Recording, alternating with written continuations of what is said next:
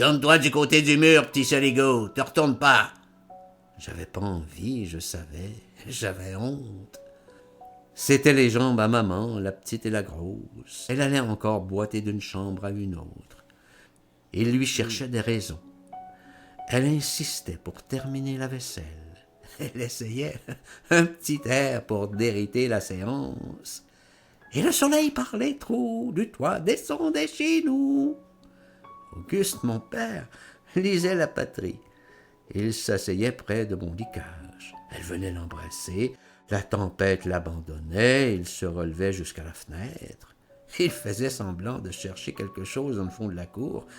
Il pétait un solide coup. C'était la détente. Elle pétait aussi un petit coup à la sympathie, et puis elle s'enfuyait mutine au fond de la cuisine. Après, ils refermaient leurs portes, celles de leur chambre. Je couchais dans la salle à manger.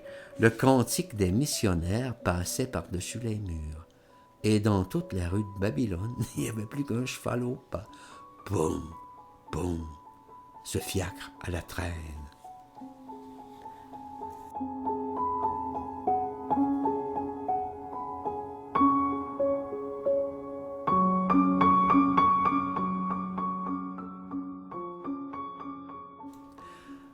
Ma mère n'était pas cuisinière. Elle faisait tout de même une ratatouille.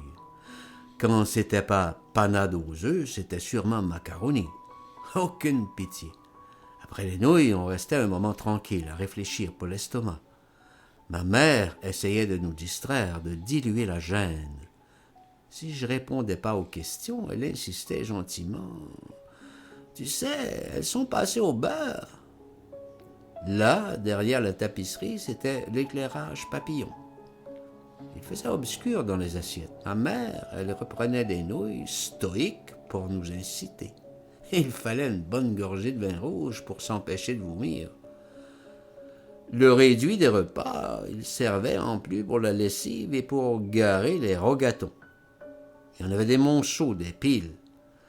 Ceux qui n'étaient pas rafistonables, les invendables, les pas montrables, les pires horreurs. Du vasistas, des toiles pendaient dans la soupe.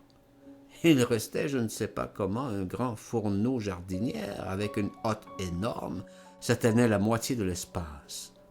À la fin, on retournait l'assiette pour goûter à la confiture. Un décor de musée sale. Depuis la retraite de Courbevoie, grand-mère et papa se parlaient plus. Maman bavardait sans cesse pour qu'ils ne s'envoient pas des objets. La nouille maîtrisée, la confiture dégustée, on se mettait en route. On enveloppait le truc vendu dans une grande toilette. Presque toujours, c'était un meuble de salon, un haricot, parfois une poudreuse. Papa se l'arrimait sur la nuque et on allait vers la Concorde. À partir des fontaines gicleuses, j'avais un peu peur avec lui. En montant les Champs-Élysées, c'était une nuit énorme. Il trissait comme un voleur. J'avais peine à le suivre. On aurait dit qu'il tenait à me perdre. J'aurais bien voulu qu'il me cause. Il grognait seulement des insultes à des inconnus. En arrivant à l'Étoile, il était en sueur. On faisait un temps d'arrêt.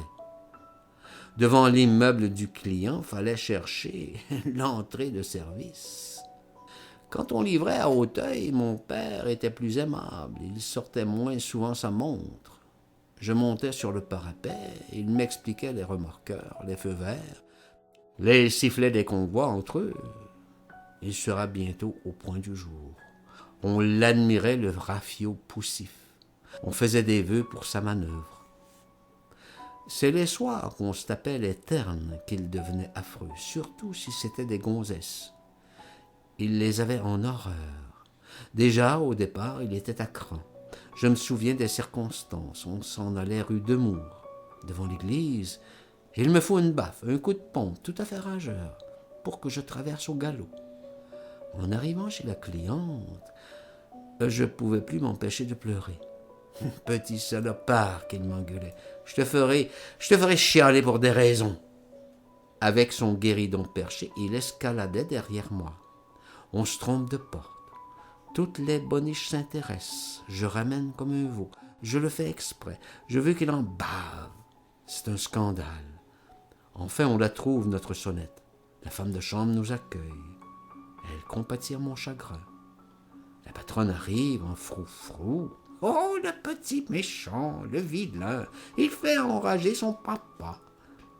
Lui, il ne savait plus où se fourrer, il se serait planqué dans le tiroir. La cliente, elle veut me consoler, elle verse un cognac à mon père. Elle lui dit comme ça, « Mon ami, faites donc reluire la tablette.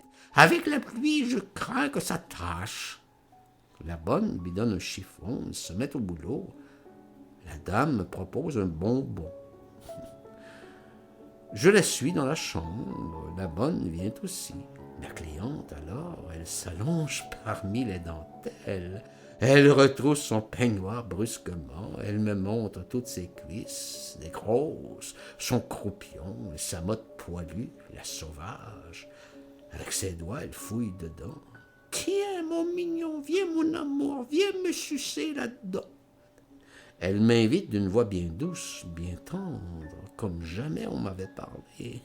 Elle s'écarte, ça bave. La boniche, elle se tenait plus de rigolade. C'est ça qui m'a empêché. Je me suis sauvé dans la cuisine, je pleurais plus. Mon père, il a eu un pourliche. Il n'osait pas le mettre dans sa poche, il le regardait. La boniche, elle se marrait encore. Alors t'en veux pas qu'elle lui faisait.